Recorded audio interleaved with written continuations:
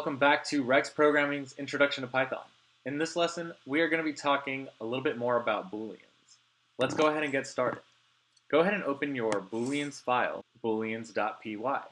And in this file, remember how we had A, B, and C, and we checked to see if they were equal to X and Y by using the equal sign, adding not before the equal sign to reverse the effect, and then combining them to make the not equal sign? Well, in this lesson, we're going to be going over a few more items that will help you determine true or false between two items. So one of those is less than. So let's say I want to know if B is less than C. True.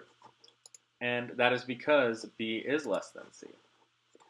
And if I wanted to check and say if B is greater than C, I would get false because B is not greater than C.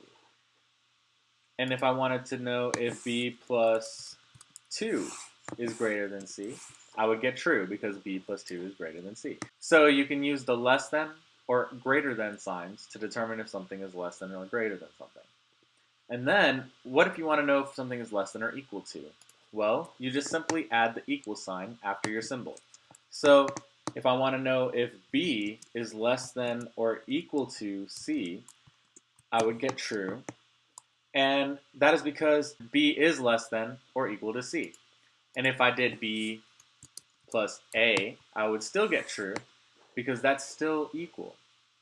What if I did B plus A plus one more item, like just 1?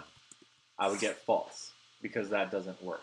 So I could also do the same thing and do it with the greater than sign and check and see if it's greater than or equal to. Of course, true.